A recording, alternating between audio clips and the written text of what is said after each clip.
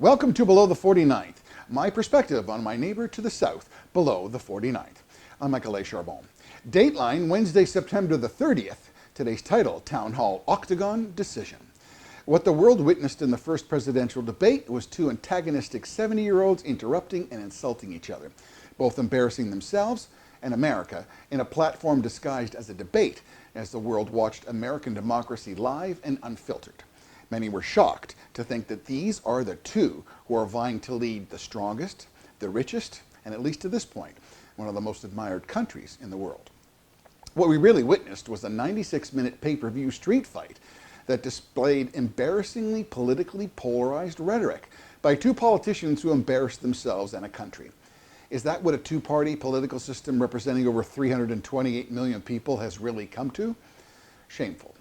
Does this mean speaking to your base and debasing your opponent is the ultimate objective to win? Where shouting over the top, interruptions, opinionated personal insults, and not respecting the rules is now the basis for a debate?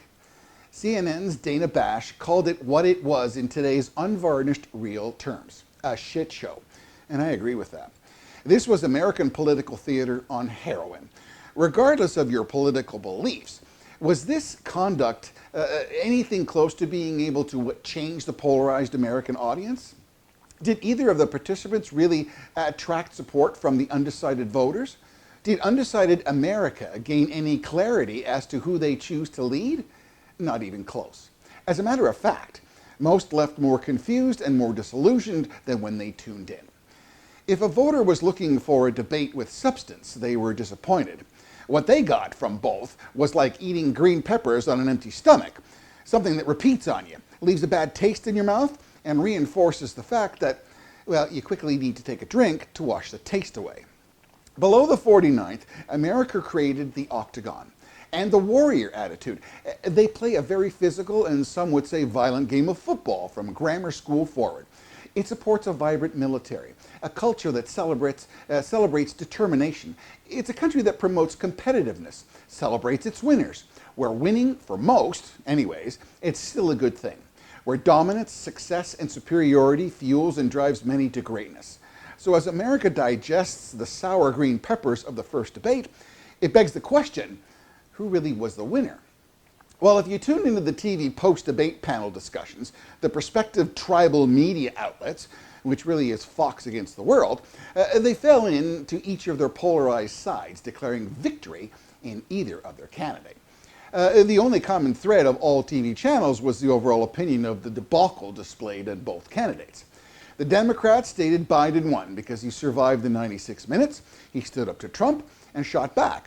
He at times looked into the camera and spoke directly to the American people. He defended himself against a bully who interrupted him and launched personal attacks. He was not Sleepy Joe, he wasn't incoherent, and made no major flubs, and was not in any way low energy. On those terms, Biden exceeded expectations and won the debate. That's according to conventional television channels, cable news, the Washington Post, and the New York Times. Well, are you really surprised at that group's endorsement? Trump, on the other hand, was called over the top. He referenced his accomplishments, but interrupted. He didn't adhere to the rules and lost the chance really to drill home his record and message in a clear, concise way. What he did was he lost the incumbent advantage. Trump did exhibit the frustration America is feeling today. The frustration of 4 years of an unfair media gang always in the Democrats' court, right from the escalator on Trump Tower. But by showing his frustration, some would say, he may have overplayed his hand and pressed possibly too hard. The others, well, Trump showed exactly the energy and passion that is needed to lead America forward and fight against socialism, and a coordinated media carrying water in collusion with the Democrats with daily broadcasts challenging basically the core roots of America by promoting socialism, open borders, and a fundamental change in what America is. Trump's passion on the financial markets, jobs, and triumphs of his administration is the exact vaccine needed for America to move forward, open up business, and regain economic superiority, and global dominance. Trump needs to confidently tell America that he will build it again and lead it to even greater heights. So from Fox, the New York Post, Washington Times, well, Trump won. Are you really surprised at the endorsement of that group? If after all that said, you had to come to a conclusion as to who you want in your corner, the person to fight for your country and defend you all in, one might suggest you pick the dominant one, the louder and more forceful, because, well, passion in full court press is emblematic of the warrior attitude, regardless of the bad taste of delivery. So as a bully, Trump may have won the fight, but on a reluctant scale, judged by some. But I represent realistically, they both lost. What I think the deciding event moving forward is the next debate. Some will tune in to see a remake of the seniors' food fight. Others will experience Hobson's choice, to decide on the lesser of two political evils. Those undecided will look closely to find one point, that one statement that makes a difference to them that they can base a decision on and who to vote for. So I represent that the next debate will be the most important and deciding factor for many. And here's why. The candidate who shows up calm, calculated, reserved, and appealing to America with a measured hand on the rudder of leadership will win the race in the end. Did Trump or Biden really learn a lesson from their previous deplorable performances? Can they show America the other side of their leadership and oratory skills? Can America see a real change in character? Can America believe in one man who can lead with confidence and respect?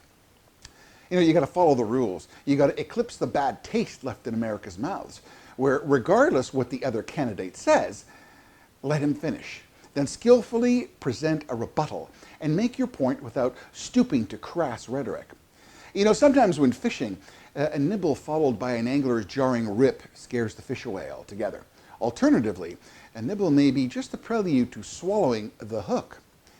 So, where when you feel a nibble, let it happen. Wait, feel, listen. Let the fish come to you, and when you get a solid hit, then rip the rod. And you set the fish, and you reel him in. Biden must set his policy in place.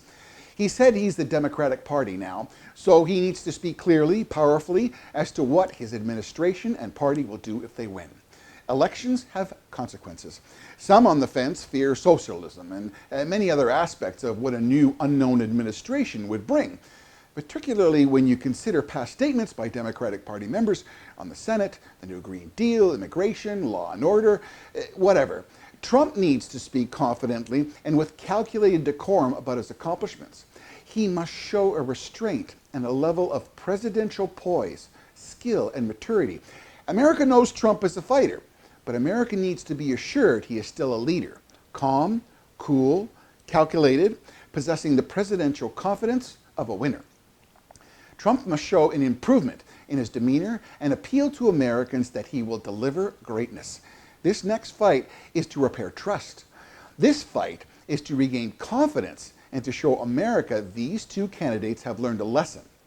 America's overwhelming disgust with the first debate makes the next that much more important. Sometimes allowing someone to ramble or dig a bigger ditch, for them to crawl out is really the objective. Interrupting and shouting does not make anyone's point more right. With the next debate being a town hall, I can personally attest, as one who has been honored by monitoring many multiple spirited political town halls, where an open mic was grasped and the public's emotion and passion eclipsed decorum. It's how one answers a mad and rude questioner. Show compassion to their frustration. Relate to their circumstances. Answer with a measured, fact-filled, revealing statement. Follow this form, and you will win the audience and the day. In this forum, Trump and Biden must speak directly to America and the audience. The ultimate octagon will be the town hall and will inevitably influence the final decision that America must make moving forward. It's not what you say. It's the delivery of the message that is the what and how that potentially will clarify a confused voting public. And ultimately, I predict, will galvanize a win or a loss in the election. Finally, to my American Facebook viewers, you will probably not see this post. Facebook prevents selective below the 49th posts from promoting itself to the US on Facebook. Viewers and media outlets all in told there. Their indiscriminate censorship arbitrarily decides that they're not allowing selective posts below the 49th because, you ready for this? It may influence the American election. I wish. So please share and subscribe to receive more posts. If you like to leave a comment, I try to answer everyone. I thank you for those considerations. And until next time, God bless and stay safe. I'm Michael A. Charbon for Below the 49.